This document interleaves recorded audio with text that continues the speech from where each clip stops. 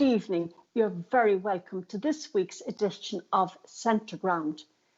The health crisis and climate change are two of the big issues that we're facing. And tonight, the spotlight is on regenerative farming and the possibilities that it holds to help us deal with this crisis.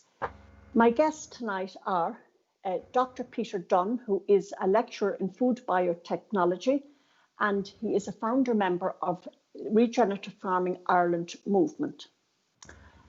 Another founder of Regenerative Farming Ireland is Susanna Crampton, and Susanna is a regenerative farmer in County Kilkenny. My final guest tonight is Sean McGloin, who is the head of the National Organic Training Skillnet, and he will be chatting to us about an upcoming international conference on regenerative farming that he's organising. And as always, Marion McGowan will anchor our panel discussion on the hot topic of the week. So first up tonight, Dr. Peter Dunne is a lecturer in Food Biotechnology, and as I said, he is a founder member of Regenerative Farming Ireland movement. Peter, you're very welcome to Centre Ground. Thanks very much, Anna. Thanks for having me, and also thanks to Stephen. Now, maybe you might begin by telling us how the Regenerative Farming Ireland movement came about. I suppose we're in initial discussions. You know, it's probably about 2 years ago. It's probably been fomenting for a number of years before that, probably for the last 6 to 7 years. And I suppose it's kind of a response to not just I suppose, what some people will see as the crisis in farming and the related crises in public health and in climate. But really it's an effort to try and sort of bring, you know, I suppose, intelligent responses and practical solutions to the whole farming sector, and really to give farmers a little bit of hope in their future. So myself, together with Stuart Meikle and Susanna, who's also with us this evening, Susanna Crampton, James Foley, and also Dr. Pippa Hackett, we, the five of us, essentially set up the Regenerative Farming Ireland, and that's at all one word, regenerativefarmingireland.com. So we take, I suppose, an active role, an active daily role on our Facebook group, where we currently have, I think today it was 2,059 members. So it's a very active group. I suppose for obvious reasons, Pippa has taken a step back from it because she's currently the Minister for Forestry, Land Use and Biodiversity. But we take a very active role daily on the Facebook group, a lot of interactions with farmers. I suppose it's important to say what we're not is, we're not a lobby group. We are, I suppose, an advocacy group for just a different mindset. But also we kind of skirt that line and walk that tightrope between farmers and environmentalists. So about half of our members, I think it's about 52%, are active, or, you know, I suppose what some people would say are commercial farmers. And about half then are, I suppose, they're not commercial farmers, but we're what I describe as an eclectic mix of, we have smallholders, we have some artisan food producers, we have horticulturalists and permaculturalists, we have chefs, we have food writers and bloggers, we have some journalists, we have academics, policy influencers, and just, I suppose, also a lot of people who are interested in that whole area of that nexus between climate and health. And really the fulcrum for all of that is a focus on our soils. And again, I would maybe just put a little bit of an extra gloss on that, and I would say that, you know, cows, ruminants in general, and I suppose in relation to Susanna, sheep, you know, so ruminants in general are critical to regenerative systems. So we're growing a lot, you know, so it's an exciting time to kind of be in this I call it a movement, but we kind of don't think of ourselves as a movement. Yes, I think Stephen may be able to line up a very short video clip that might just introduce the whole concept of regenerative farming to us and kind of shed a little bit of light on it, because I have to confess that it is a concept that I have only come to know about in the last couple of weeks. So Stephen, if you can. Regenerative agriculture is a set of farming practices that increase biodiversity in soil organic matter. Currently, most agricultural practices are devastating to biodiversity. Even organic agriculture, while not as bad, still does more harm than good. Regenerative agriculture is a way to reverse this trend to actually make a positive impact on the land. So what does regenerative agriculture actually involve? From the release of methane to clearing forests for pasture land, cattle raising is known for being very environmentally destructive. But this is not inherent to grazing animals. If the right practices are put in place, enormous amounts of carbon can be sequestered into the ground, soil can be built, and even desertification can be reversed in a matter of years. Here's how it works. The growth of grass tends to start slow, accelerate, and slow down again. This middle area is where it accrues the most biomass the most efficiently. If it's eaten before it gets to this point, its growth will never speed up. This is what happens with traditional pastured animals. They eat all the grass, which doesn't have the chance to grow back fast enough before getting eaten again, and we have overgrazing. This leads to soil erosion, drought, and desertification. But if the animals are kept in a tightly packed herd, like they used to be in nature, the grass has time to grow before being eaten. All that biomass in the grass is carbon that comes from the air. Not all of the grass gets eaten, however. Some of it gets pooped on and trampled, which ends up creating the perfect conditions for new topsoil to be built. This ends up happening incredibly quickly. The power of the consumer to change the world is so important to recognize, because what you buy and what you support from a food perspective has way more influence than politics or laws, and without that demand and appreciation from the consumer, then this type of agriculture will never work. Peter, would I be right in saying that regenerative farming is a scientific approach to a very old way of farming? I think that's a very accurate description, Anna. I've had, I suppose, some farmers I know and some farmers in the group who are maybe a slight bit older, who would have refrained that, actually what they see in those very broad principles of regenerative farming is essentially the way farming used to be done, and in terms of the rationale and logic behind it, probably pre-1960s, and as some people say, before we started to rely on on the bag and the bottle, so to speak. And really, I suppose what regenerative farming is, it's what it's about. It's important to stress maybe what it's not about, as opposed to, or as much as what it is about. And what it's not about is, it's not about, as some cynics might say, a badge or a label just to be kind of cynically exploited in the corporate world to kind of gain a premium. But it's actually based on a guiding set of very broad principles. And in ourselves in Regenerative Farming Ireland, we had 7 principles. But what that enables us to do is to kind of say, or to recognize that farming isn't really formulaic. Farming is really highly adaptive. And I suppose, what do I mean by that?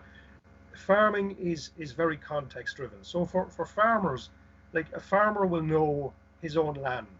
He'll know his farm as opposed to, say, any of his neighbour's farm, because obviously there's huge variation. You'll have variation within, fields within a farm. Different fields will, some will be dry, some will be wet, some will be stony, some are, more sloping than others. But it's very context driven, and an application of broad principles allows a farmer, with a lot of knowledge, experience, and really relying on the powers of observation to make informed judgments and to adapt to his own particular context. And what I think the strength we bring in, particularly in that Facebook group, is we don't want to be a lobby group. We want to be an advocacy group. But as I've mentioned, we also want to provide that platform where farmers can speak to farmers, and create that a safe space, really, where farmers can talk to farmers. There's no recrimination, there's no judgment. We kind of emphasize, I suppose, free speech. Dissent and disagreement and debate are all tolerated. That's all valuable, and people are free to kind of give us their experiences, tell us how they get on, warts and all. And we create, as I say, that safe space and that community of practice, and provide a platform for farmers to talk to farmers, and equally, for farmers to talk to, there'll be some consumers in there, obviously, but farmers also to talk to people who may at one time have been, let's say, less inclined to look on farmers favorably.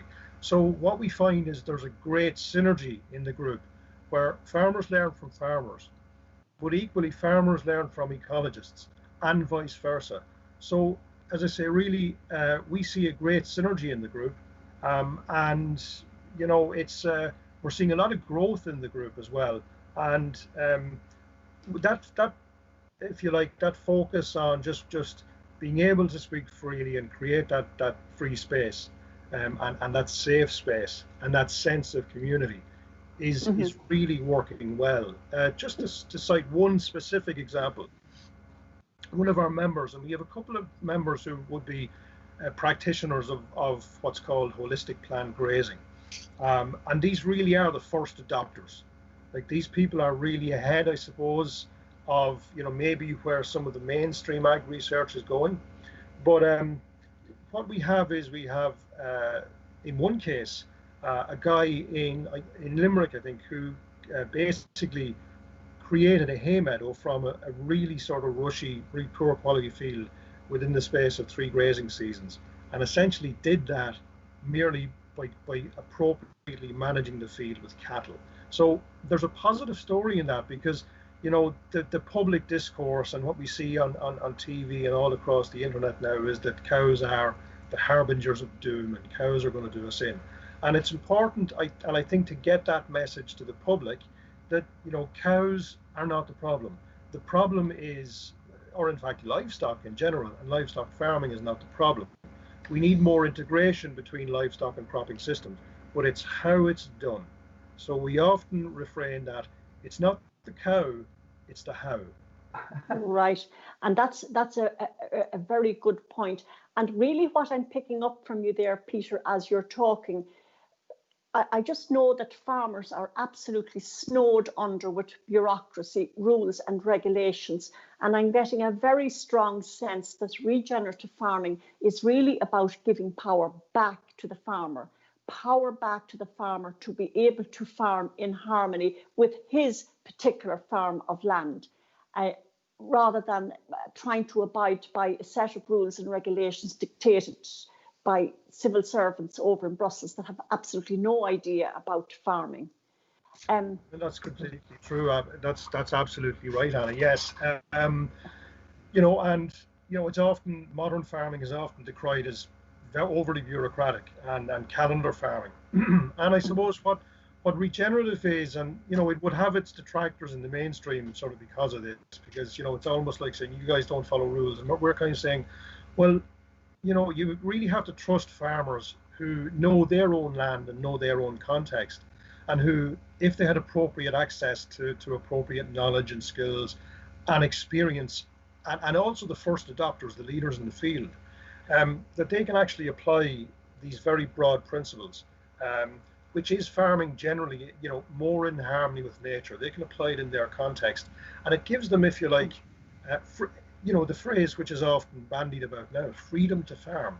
But it's again, and regenerative farming is really about, as much as anything, a change in mindset. And it's about that freedom to farm, but it's about looking for harmony with nature, as opposed to conversion to solutions.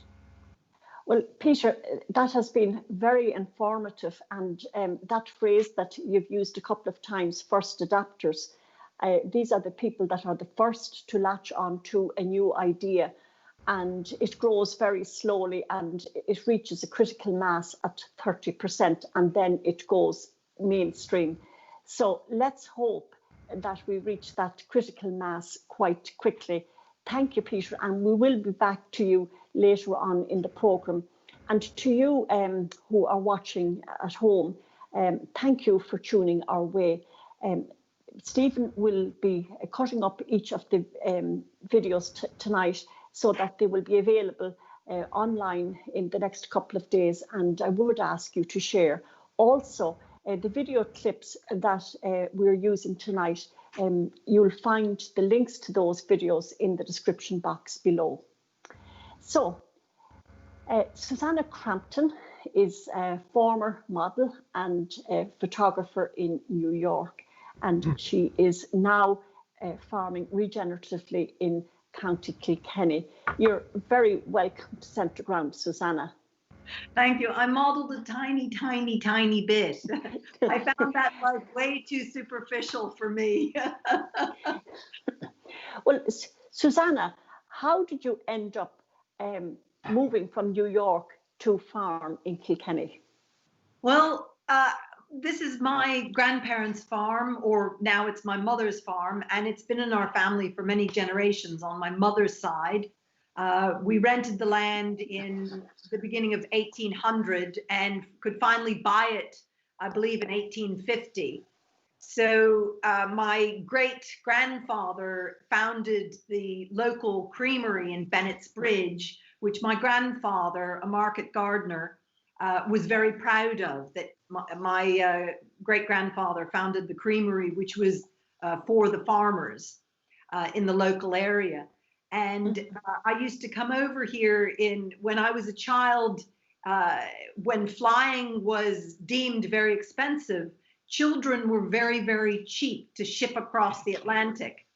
And so as a child, I would have a cardboard label draped around my neck with my sister, and later on my brother, and we were flown across the Atlantic, and we'd land in Shannon, and my grandparents would bring us here to the farm, and we would basically be kind of working all summer long in between bouts of play, helping in the garden and selling the fruits and vegetables in the country markets and to the local shop community. So I've kind of didn't know Ireland, if you know what I mean. It was, yes, I understand. And my grandfather was also a very early organic farmer here in Ireland. And he came to that conversion when the Teagasc equivalent in his day, he went and asked, what do I do to increase my apple crop and make, at that time, the French Golden Delicious was coming into Ireland and displacing my grandfather's homegrown apples. And he asked the Teagasc advisor at the time, which it wasn't called Teagasc in those days, I don't know what it was called. And they said, oh, well, you spray this and you fertilize that and you do this and you do that. So my grandfather 1 year did this, and he didn't have a tractor or anything. He had this poor donkey called Ishbel. They tied the backpacks onto Ishbel, and he sprayed the orchard and did all these things. The poor donkey turned orange because of the sprays. It recovered and lived for a long, long, long time. At the end of the year, when my grandfather toted up the books, he had assumed he had the best crop of apples. He sold the most apples. He seemed to have huge profits. But then he analyzed the year before, which he had done traditionally. He'd manured the orchard with traditional farmyard manure, didn't spray, didn't herbicide, didn't insecticide, didn't do any of those kind of things, versus the year that he did. And he discovered he'd actually made more money the previous year once he'd assessed the inputs he'd put in. So it was after that he kind of went more and more towards what would have been deemed a kind of traditionalist, rather than taking up the modern sprays and fertilizers that that a lot of farmers in his area and gardeners would have been doing. So that kind of, Susanna, from an early stage, that was my kind of influence, was him.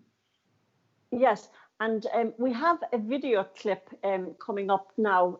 that kind of gives an idea of the type of farming that you're engaged in. I know that you have a flock of rare sheep, and you use the wool from those sheep then to make these beautiful blankets. I think the video is coming up now. Hello, my name is Susanna Crampton. I'm farming here in Kilkenny, in South Kilkenny. This farm belongs to my mother. It's been in our family for about 8 generations. I've pretty much been working here for the past 20 odd years in regenerating the land that is my mother's, farming it in a naturally regenerative way, environmentally friendly with a broad multi-species sward, enhancing the soil for the worms and the dung beetles and all those kind of things. I farm a breed of sheep called Zwartblas sheep.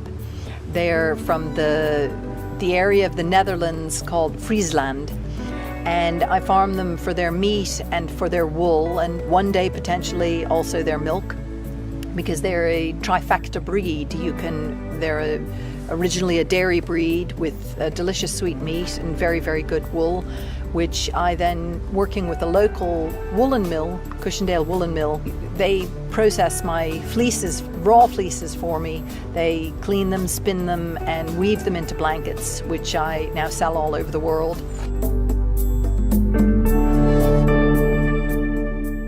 Over here is where I do my spinning demonstration. When I have tour groups, a lot of times the fire will be going, and I will just spin to show how easy it is. It's so easy, and often I'm spinning with the raw fleece rather than with a roved fleece. It's a wonderful fiber wool because it is essentially you're sequestering carbon.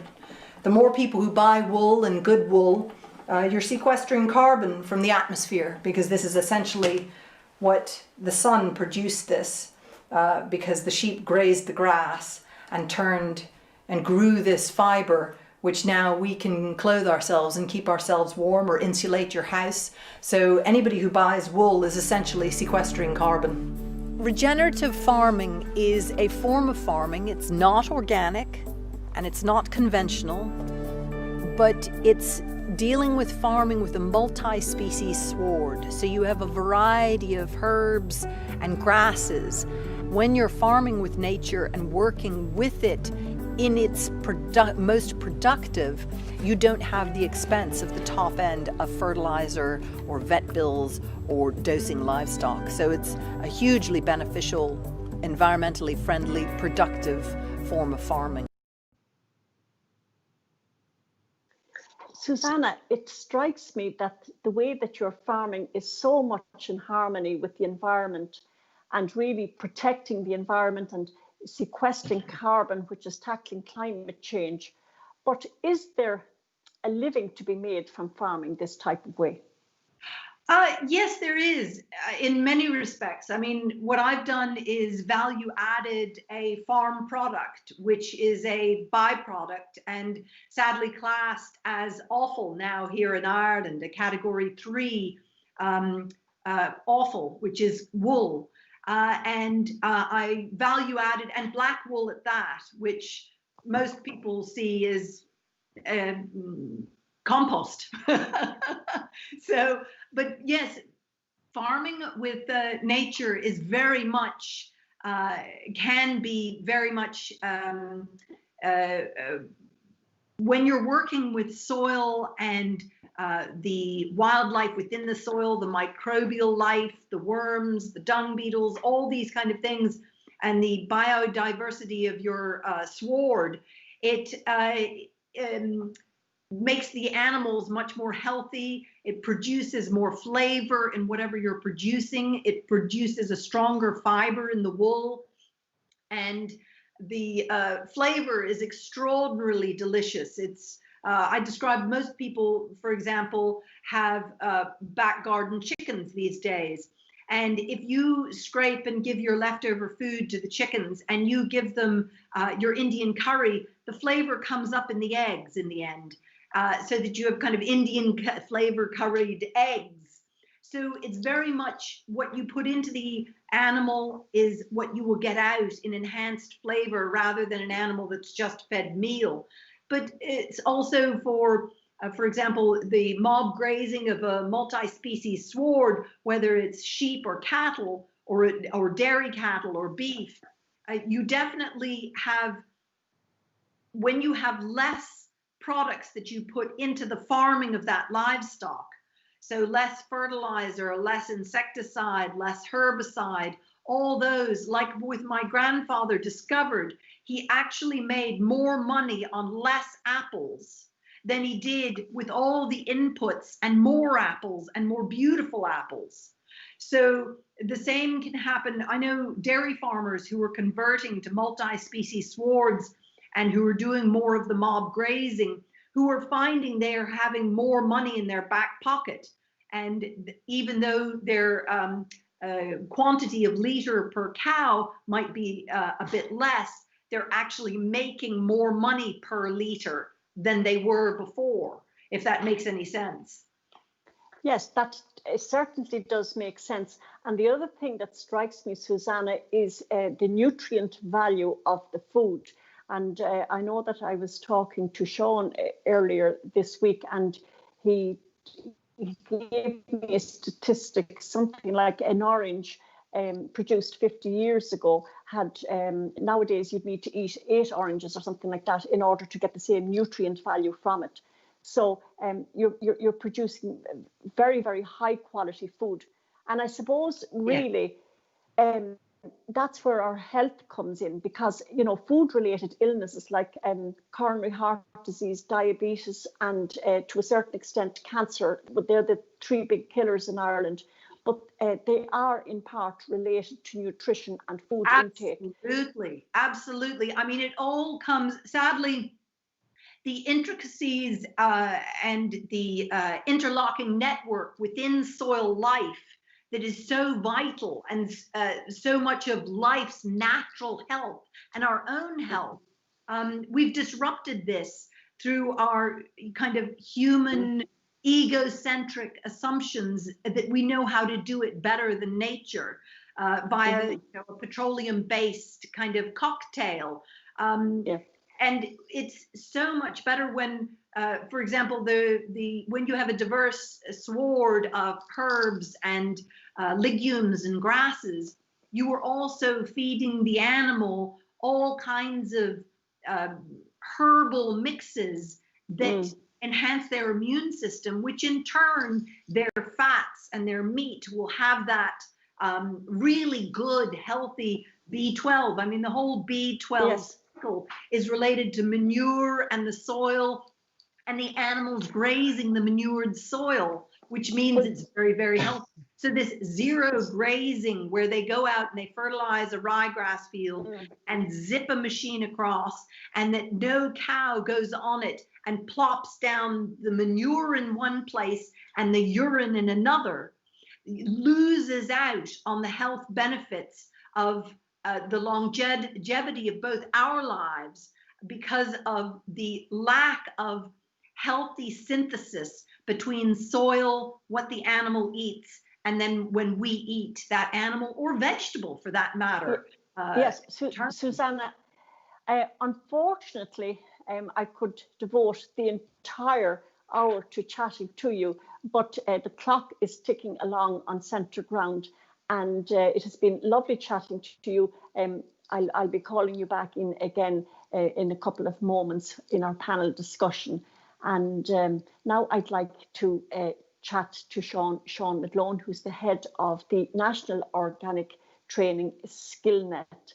And Sean is going to chat to me a little bit about nuts and also the international conference that he's in the process of organising at the moment. Sean, you're very welcome to Centre Ground. Thanks very much, Anna, and it's great to listen to all the other speakers. Yes, it's so enlightening. It's I'm on a steep learning curve tonight. Sean, tell me a little bit about nuts. Nuts, it's a group, it's a board, it's a funded organisation, part funded through the initiative, which is through the Higher Education and Skills, Department for Higher Education and Skills. And what it does is Skillnets have a whole plethora of different networks around the country. Ours is the organic one, and it's where a group of actually as far as back as 2003, a group of organic guys came together and said that there's a huge issue with development of organic sector in Ireland. There's no training access, so they looked around and they got some funding, and they set up this membership, and Skillnets have been supporting it ever since. And I started in 2005 on a regional basis, and then we moved it out to a national program in 2007. And basically what it does is we take ideas from people who want, and it's a business focused idea. So farmers in the context of a business who might want to look at anything from cattle breeding, growing vegetables at a commercial level. Our stuff is very much focused on a commercial, making money for farmers or growers or food businesses, because we're trying to get that whole full circular economy going, where the person can grow the vegetables or the livestock and follow it all the way through, and then provide training right the way through, whether it's in a restaurant or cooking food or whatever it was. So we do the full gambit, and it's a membership-based organization. Now, membership is free, but it's part of the criteria. And at the moment, we have about 2,600, maybe 2,700 members at this stage. And of those members, I suppose it's probably in around 60% organic, 40% non-organic, farmers, food businesses and stuff like that. And the reason is it's a very open system. You don't have to be organic to do it, because many people find the way into the organic sector through training. Training is one of the easiest way. And 2020 has been a really interesting year for us, because we would do a lot of practical skills on farm, on training programs. A lot of our events would be in-person events, but because of COVID-19, we had to restructure. So we took this time and we went on the online approach. And what really blew us away was the demand. I suppose particularly farmers who are geographically dispersed, it's quite easy. It's much easier for them to log on, and we've tried to keep it as interactive as possible. But we see a huge difference in 2020 on both from a consumer perspective, from what our members' feedback is, but also on the demand for this whole area of, I suppose you could call it maybe climate-rich agriculture, where from the organic right through, and in my head, regenerative or biological or holistic, depending on what you want to call it, is the essence of what organic farm, what Lady Eve Balfour talked about back in the 1930s. And it's all about managing the soil. Managing the soil and husbandry, for me, are the key elements of this whole process. Okay, and we have a video actually that we can show.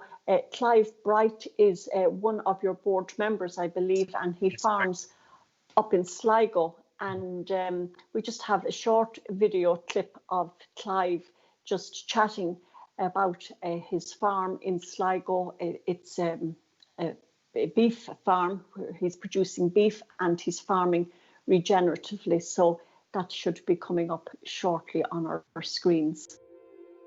I have a customer who he texted me after he had his first steak that I sold him, and he said, "Is it fanciful to think that I can smell grass off this raw meat?" My name is Clive Bright. I farm 100% grass-fed beef and sell it direct. And my company name is the Rare Ruminaire. From a nutrient point of view, 100% grass-fed beef. There's loads of recent studies out on it at the moment about the omega fats being really well balanced and having a totally different nutrient profile than animals that even get a small percentage of grain, because the grain fattening completely changes the gut flora of the cattle and changes the nutrient profile of the beef in retrospect. So animals that are even just finished on grain, that meat has a totally different nutrient profile than 100% grass-fed beef. It's environmentally great. It's great for the soil, it's great for the grass, it's great for the animals. They're in super health, and the beef that comes from that is the best we can produce in this country, and it's a fantastic way of life. Clive Bright, they're a board member of NOTS, the National Organic Training Skill Network, speaking from his farm in Sligo. Sean, I'm really captured by this whole idea of regenerative farming, and I'm sure many people watching tonight for the first time are feeling the same way as I am. Is it difficult to get onto one of your training programs? No, you just have to log on to our website, knots.ie, and it's a full list there, or just ring us up and we can talk. There's absolutely no problem. The office is full-time staff. We're actually quite busy now because BioFarm is coming up, and the phones are a little bit more jammed. But no, it's very easy. And normally, in a normal situation, what we would see would be that we would be reducing the cost, or we'd be designing the course based on the demand, because sometimes farmers would ring me up and say, Sean, could we do something on maybe cereals, or could we do something on horticulture, or something on pricing of organic vegetables, or whatever it was. So we kind of go to our guys and we say, look, can we work this out? And we try and do it that way. It's been much easier this year because the demand is way outstripping what we can actually do in many ways. But it is easy. And when we talk about regenerative agriculture, for me, the biggest thing is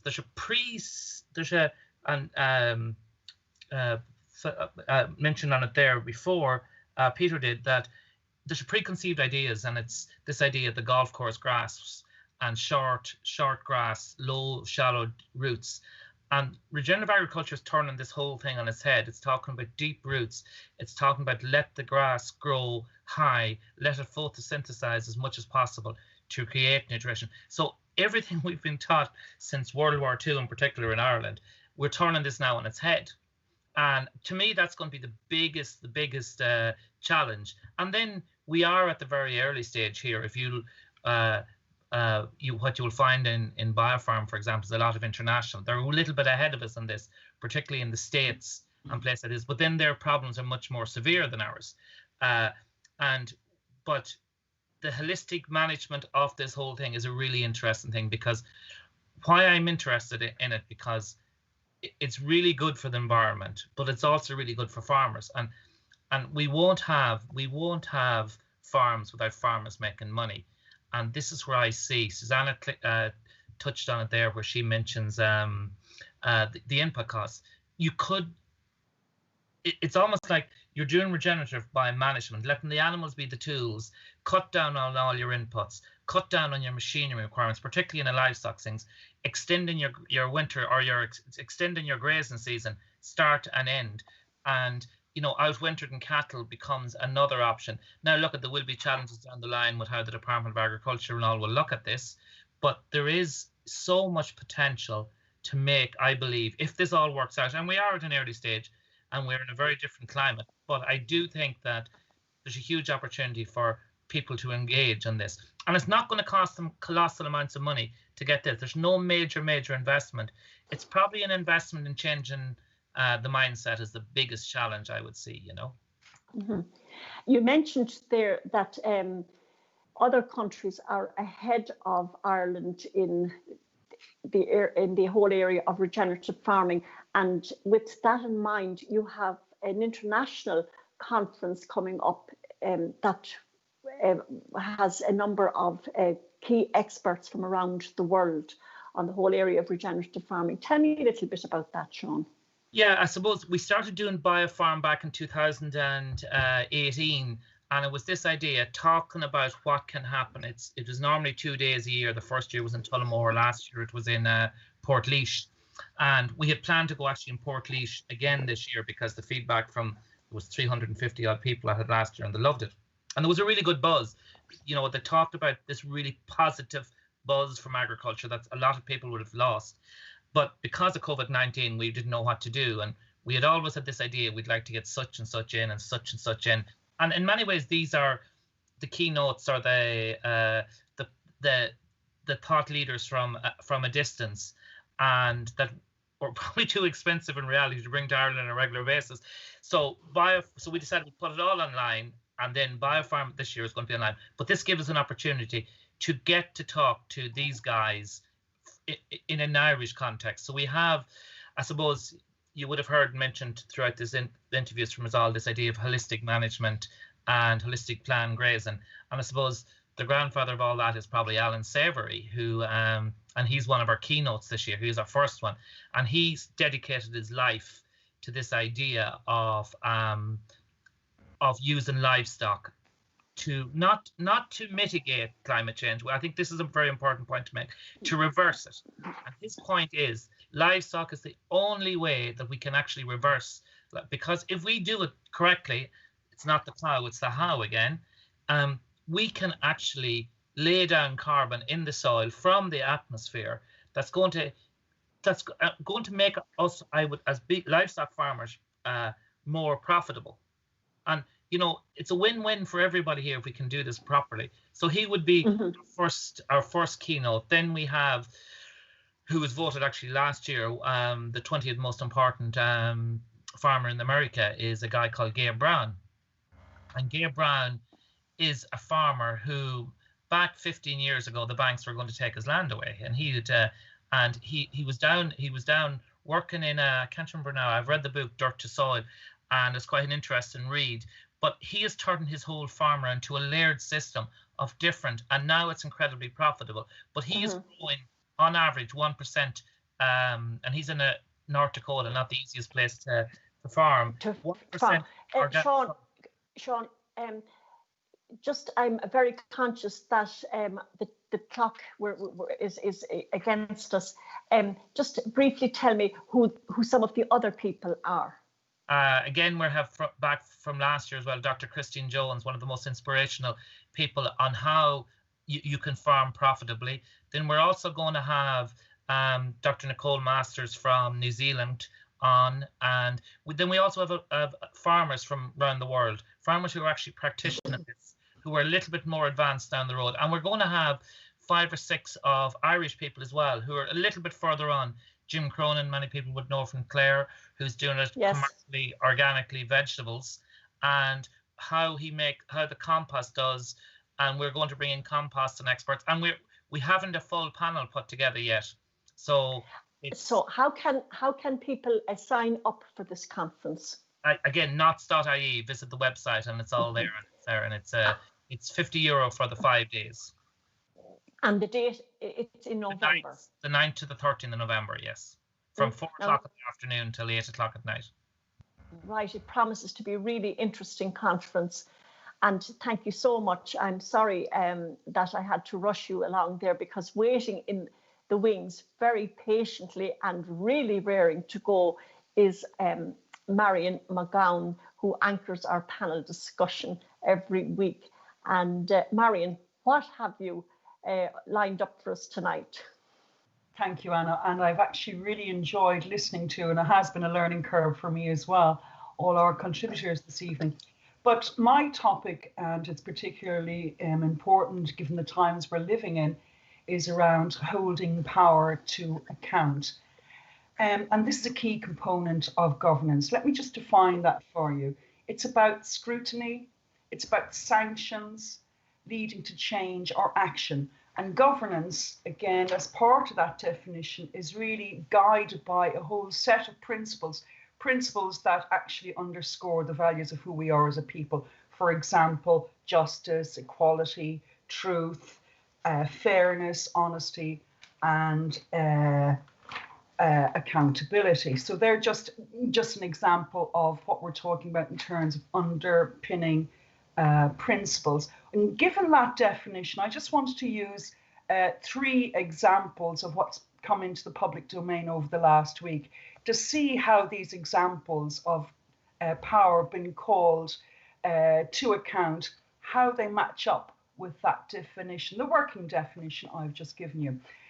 The first example I want to give you is last week on RTE, there was a documentary screened, a very powerful documentary screened called On Quiet Graves, the Uncovering Britain's Secret War in Ireland. And this documentary set out how the RUC, UDR and MI5 basically colluded with loyalist killers, forming what was known as the Glenanne Gang, resulting in the murder of 120 innocent civilians in a campaign of terror.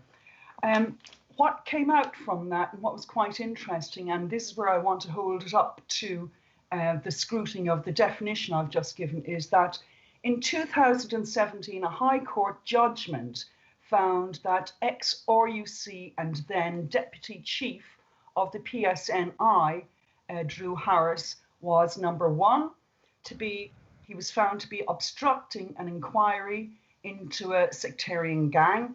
Number two, it accused him of an extreme abuse of power in closing an independent inquiry into the state collusion with the Glenanne gang. Number three, it accused him of making it clear that the state is not really committed to uncovering collusion and or addressing concerns of victims' family. That was found in a 2017 High Court judgment. Now, this week, the only people I could see following up on a commentary to that documentary and find was People Before Profit, where they called for our Garda Commissioner, they called for his resignation, stating that, let me see, Garda Commissioner Harris, you should resign because you attempted to cover up RUC and state collusion, and it shows that this is more important to you than truth and justice. So that was the People Before Profit calling for Drew Harris's resignation. The second I would like to hold up in terms of looking at this holding power to account, again, RTE, a documentary about whistleblowers, and particularly on what was known as the Grace case. Now, in that, we heard that a social worker in 2014 brought this case to the then Minister for Health, Leo Varadkar, and actually nothing happened until 2016. And indeed, in 2016, there was a commission of inquiry that was set up, and this same commission of inquiry still hasn't finished, and in fact, it hasn't made its first submission. It hasn't gone past its first phase. And current Health Minister Donnelly has given another extension to this commission, ongoing for that amount of time. And to date, this commission of inquiry has cost us €5 million. Final one, my favourite topic, it has been said, Golfgate. Well, it came out that this week that the Supreme Court has ordered an inquiry into into Justice Wolf's Justice Wolf's participation and going on a golf jolly. In fact, this inquiry is going to be run by Susan Denham, who is a former Supreme Court judge. She will conduct what's called a non-statutory review, and neither Justice, it should be noticed, Justice Denham nor the judiciary can sanction or remove Justice Wolf if misbehaviour is found. Only the houses of the Oireachtas have this power. And the Irish Law Society paper reported that this week that Justice Wolf will be defending himself rigorously. My question is, given that what we're looking at about holding power to account, how are we going to hold power to account, given that in the last 24 hours, we've seen a number of the measures set in place to protect people from the financial impacts of COVID-19 have been removed. For example, the PUP payment, mortgage holiday, ban on evictions, etc., etc. Given that, how are we going to hold power to account? How are we going to say, actually, we're all in this together, account for your decisions? And my question is, do we have the mechanisms or the heart to protest? And I'll hand it over to you, dear panel. A lot of information in a short time. Yes, apologies, Marion, I'm conscious of time. Not at all. No, Marion. And I think actually we may let our programme run over time tonight, because we must do justice to this very, very important question. So definitely, I'm just going to abandon the clock I'm just going to get rid of it, and give this important question that you have raised the due time that it requires. So, Peter, what have you to say on this question? I suppose maybe the first thing to say is thanks to Marion. That's a very comprehensive expose. There's a lot to unpack there, certainly. Maybe just if I could maybe run backwards in reverse order, and if we look at the so-called golf gate and the Seamus Wolf scenario, and I'm amazed actually at that. Maybe the first thing to say is context in all of these things it's hugely important. The golf gate scenario and particularly Seamus Wolf's position. I mean, he's as Attorney General, and he actually drafted the legislation, the COVID bill. That's right. And when you look at the context of that situation, where, for example, there's something like 2.2 million of workforce in the Republic of Ireland, and I think at the height of the pandemic, the PUP, the Pandemic Unemployment Payment, was in addition to other social benefits, there were about 850,000 people on that payment. So we're talking about a huge proportion of the economy, and people, I suppose, have to remember as well. Now, I'm not an economist, but it's axiomatic. The economy as a complex system ties in a little bit with regenerative farming. When you look at a complex system, it's hard to predict. It's almost like the analogy might be an oil tanker. It's difficult to just kind of stop it and turn it, or to change direction. You can't just flip a switch and turn the economy off and expect then 6 months later to flick that switch again and turn everything back on the way it was. So there's been huge destruction.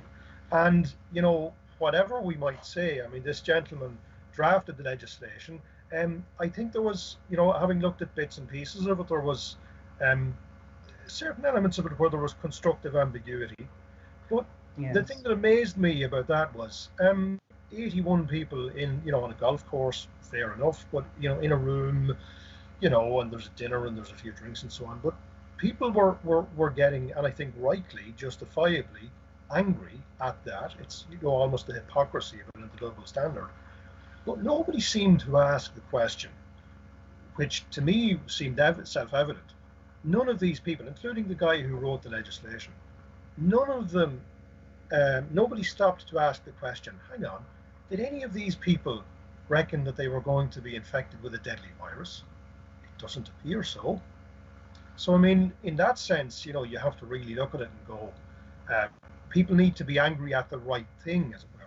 But really, I mean, the question of how, you hold, for example, Seamus Wolf to account, I mean, I'm not sure how that can be done, but certainly, in terms of his progress through the judicial ranks, I mean, his credibility is shot, basically. In terms of the other, working backwards then through that, I think the Grace case struck me, because I think that case was in Waterford, and I recall actually, probably within the last 2 to 3 years, the one incident, in terms of power and people holding power to account, the one incident that struck me hugely, affected me deeply, was the former Taoiseach Leo Varadkar and his challenging of the mortuary story, also in Waterford, where he questioned the veracity of the 4 senior pathologists in Waterford Regional Hospital, where they actually said that due to lack of refrigeration facilities, that bodies were actually were decomposing, and that relatives then there were closed coffins where there might not necessarily have been, I think, and there was a certain amount of fobbing off, and I had a particular insight into that because I have no reason to doubt that 4 senior pathologists would concoct a story like that. So in terms of him, that was one of the most shocking things I've ever seen, and I say that because I've worked for a substantial period of time, or did, as an undertaker. And I can honestly say, if bodies aren't refrigerated, within a matter of hours, unpleasant things start to happen. And I think in terms of, what should have happened in that case was, look, you just say, you know what, that's completely unacceptable. we just take it as read. These guys are not concocting this story. You sort it out. In terms of how you hold into account, I'm not sure how you do that. I mean, he should have been challenged, I think, more in that particular case. So that really holding power to account has to start with a culture of, challenge and dissent and debate, which I think, unfortunately, we seem to be culturally kind of, and even in the context of the current crisis, we seem to be moving to a situation where it's kind of stay on message, get with the program, do what you're told, or else. Right, and that's a very, very interesting point there. Susanna, what are your views on what we've been just saying? Well, I think holding power to account is not easy in these modern times. A lot of times social media can take over and take the small person and blow what they've done out of proportion. But then on the other hand, can take the more high-powered person, and there becomes this battle beneath them, as it were, as to he said, she said, he's right, he's wrong kind of thing.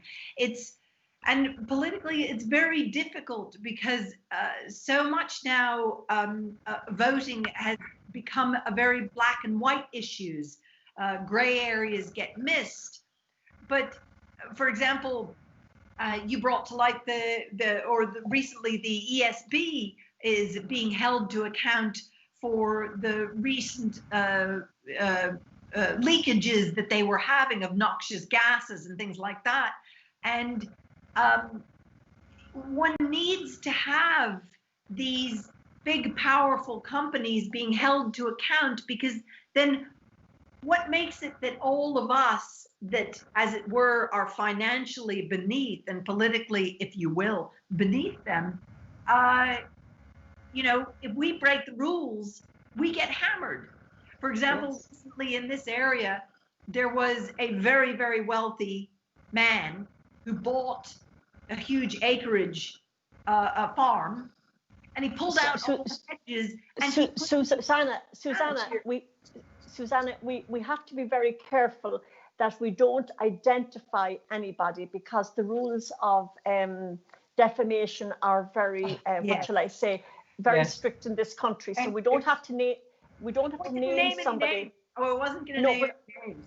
I know, but even to give details that would identify them. Yes. And I suppose that is part of the problem, and it's, I suppose, a topic for another day. Many journalists in this country will tell you that their hands are literally tied behind their backs, because we have the strictest rules on defamation in this country, and so it muzzles them. You know? Yes. So it makes it difficult. Well, I suppose there's an absolute example in how you can't, it's very difficult to hold power to account, is, as you say, you're kind of bound, gagged within a legal premise. Well, that leads me to my, my question is, have we got sufficient and robust mechanisms to hold power to account? And the point you made there around basically how defamation, etc., is serving to gag journalists and to have people in fear. Look, it's the lack of scrutiny. Looking at the definition I've given, scrutiny is about public scrutiny, and it's about accountability. But things seem to stop where scrutiny is not allowed. You get inquiries that go on for years and years and years. I'd be interested to hear, is he still here with us? Sean? Yes, I'd like to bring Sean in. Your input on this, Sean. That was just my comment on what I've heard. Yeah, I didn't see the first documentary, but I did watch the second one on the whistleblowers. The couple things I would say is, the first thing was, if you go back to, if you look at what struck me, and it's very difficult to on the one with Leah Varadkar, because that isn't finished, and there was, I thought, maybe a little bit less detail there than could have been added. But I thought the one with the ESB was really interesting, because it struck me that senior guys, and you see this quite a lot, particularly in government departments, where in a policing authority, that they can use the powers of the state, which is illegal. So if you end up, you see it all the time with farmers who might have an issue with a department, and it goes to maybe the first step of the court. But even if those officials lose it there, they'll often push it because they have deep pockets in terms of state funds, and the farmer cannot, and not just the farmer, other businesses cannot pursue that down the line. And I think in terms of a control system, there needs to be some mechanism there, because a lot of the time that farmer or that individual business that goes down that line has a legitimate reason for it, and it's possibly because of very suspect monitoring, policing, or whatever it was from the government, but they can use that system to the deep pocket systems they have. It's not going to affect them. So I think there is an issue there. If you look at Golfgate, then for me, it was a little bit more simpler. I think that there's a whole issue around decision making, personal decision making by those individuals involved. If they are politicians in a position of power and decision making, surely to God, it was pretty obvious that they didn't make a very good decision on Golfgate, and that happens all the time. That, you know what I mean? That it's, do you really want that person signing off on a legislation or negotiating you if they can't make a good judgment that in a situation they go to a party of 80 people? You know what I mean? I think there's a whole plethora of things.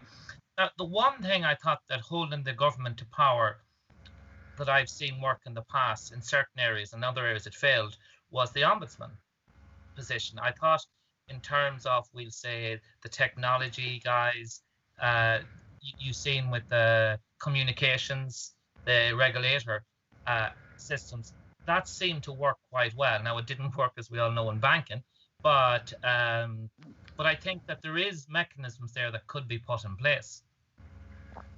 Okay. I suppose the point that really strikes me is the expose in last Sunday's Times, where the IRBC Commission of Inquiry that was set up to investigate the sale of SiteServe to Dennis O'Brien and other things. There was a loss to the state of, I don't know, probably 50 or 60 million euro. And the expose in last Sunday's Times was around, the wild expenditure of that commission. It was headlined, 1,500 euros spent in tissues over 18 months. And it's now looking as if that commission of inquiry, which is headed by Judge Cregan, is now going to actually cost more than was the original loss to the state because of what went on in the IRBC. The other issue then is journalism and broadcast media. And we call that the fourth estate, and it's a very important function. Its function is to hold power to account. And I would have to say that RTE, come in for an awful lot of criticism. But I think this week's expose on the whistleblowers and last week's Unquiet Graves is actually public broadcasting at its best. And as I said earlier, journalists are very, very constrained in what they can say and what they can report. And that's one of the reasons I believe that we are actually failing to hold power to account. Well, would anybody else like to say, come in and say something? I asked the question, are the mechanisms there? By all means, we're looking at mechanism which costs the state a mechanism of scrutiny to scrutinize. That's the first part, what's going on, and then sanction, and then take action. It's costing us a fortune. In fact, the last case you've just cited there would suggest that actually we're losing on this. We're paying more to have people account for themselves than what was lost in the first place. So that would suggest in itself the mechanisms we have in place aren't working. Okay, so just a final word on this. Who would like to come in with the final word on this topic? I suppose if I could just come in, Anna. Yes, I think, you know, ultimately it is down to, I think, the fourth estate. And if the fourth estate, if that cog in the machine, so to speak, you know, isn't working, if that's malfunctioning, which it seems to be at the moment, that's always going to be a problem. I think that the deeper question is, you know, why is that? Is that due to a different model, whereby nowadays most journalists, you know, and as I speak, I'm just thinking of the analogy. I mean, you know, it used to be Eamon Dunphy's quip, you know, you need a military dictatorship and poverty to produce a world-class soccer team like the Argentinians in '78. You know, with journalism, you know, the kind of gritty hack, you know, the kind of, you know, really, you know, brought up hard on the streets kind of thing, and the, you know, the knocks of life and so on. Whereas nowadays, you know, it was the traditional model maybe. Whereas nowadays, you know, our journalists overtrained. You know, the 4-year journalism degree. You know, are they overtrained? Are they, you know, perhaps indoctrinated even into a particular worldview? You also have, I think, the issue of, you know, people not purchasing newspapers in the same quantities or in the same frequency Yes. that they were, and I think a lot of it comes down to that, to the financial pressures, and you see it in other spheres of life as well. You know, where there are financial pressures, and you even see it in the agricultural press, where you know there is a vulnerability there. Indeed, but I don't think you can eliminate the Rupert Murdochs out of what you're saying there either. So there are quite an amount of influences over what we read and how we read it, and all. Very interesting indeed. So Anna, I'm going to hand it back to you to do the wrap up. And yes, thank you. And thank you so much, Marion, for that. That was absolutely wonderful. To you who have been watching at home, I would like to thank you so much. And as I've said already, each of the videos will be available in the coming days. And I would ask you to share, because it is a wonderful way of getting an alternative view out. And now to my 3 guests this evening, Dr. Peter Dunne, Susanna Crampton and Sean McGloin. Thank you so much for joining us on Centre Ground. It was very informative, very educational, and a lot of food for thought. And as always, a big thank you to Marion McGowan for anchoring a very, very interesting panel discussion. And my final word of thanks this evening is to Stephen Kerr, the Irish Inquiry, who has put a huge amount of work, pre-production, to enable me to get this live stream out. And I'm deeply, deeply indebted to him. Thank you, Stephen. Without you, this wouldn't be possible. So until next week on Centre Ground, Bannet Day or Go léir.